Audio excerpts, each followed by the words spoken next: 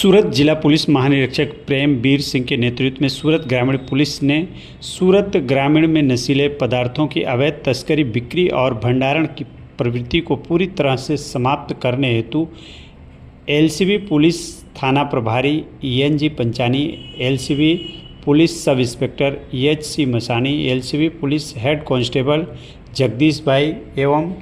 Police constable दीपक भाई द्वारा यह कार्रवाई की गई। सूरत जिला एलसीबी पुलिस ने नशे के खिलाफ बड़ी कार्रवाई करते हुए चावल के बोरों की आड़ में ट्रक में तस्करी कर ले जाए जा रहे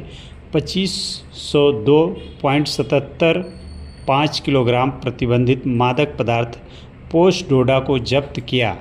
जिसकी कीमत 4,04,28,825 रुपये बताई गई। गुप्त सूचना के आधार पर Mumbai Delhi national highway express way पर ट्रक को रोककर तलाशी ली गई, जहां पर चावल के बोरों के नीचे पोस्ट डोडा छिपाकर रखा गया था। पुलिस ने ट्रक चालक सुनील बिश्नोई को गिरफ्तार कर NDPS एक्ट के तहत मामला दर्ज किया है, जबकि अन्य आरोपियों की तलाश जारी है। प्रारंभिक जांच में खुलासा हुआ कि यह खेप मध्य प्रदेश के रतलाम से विभिन्न राज्यों में सप्लाई के लिए लाई जा रही थी, जिसकी जानकारी पुलिस अधीक्षक राजेश गढ़िया ने विस्तार से दी। અમારી LCB ટીમને ગઈકાલે માહિતી મળી હતી કે જે દિલ્હી મુંબઈ એક્સપ્રેસ વે છે ત્યાં ધોલિયા બાજુથી એક ટ્રક આવી રહી છે અને એક્સપ્રેસ વેથી વડોદરા સાઈડ જનાર છે, ત્યારે આ ટીમે એ ગાડીને રોકી અને જરૂરી કાયદેસરની કાર્યવાહી કરીને સર્ચ કરતાં એની અંદરથી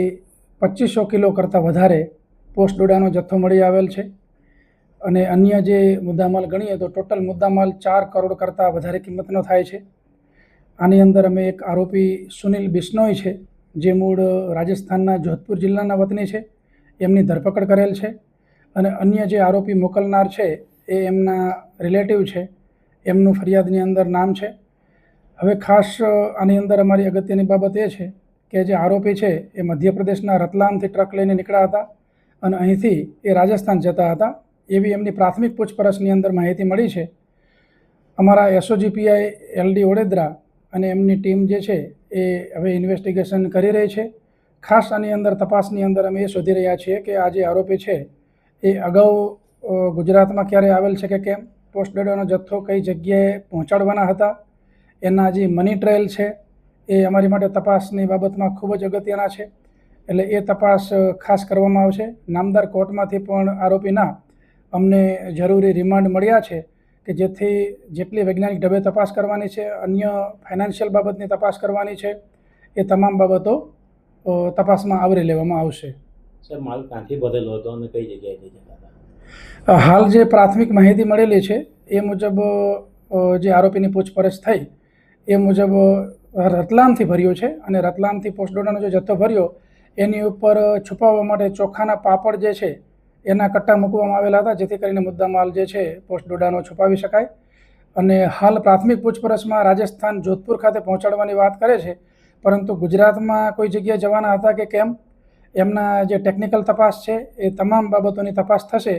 અને રિમાન્ડ દરમિયાન આ તમામ મુદ્દાઓ જે છે એની વ્યવસ્થિત રીતે તપાસ કરી લેવામાં આવશે।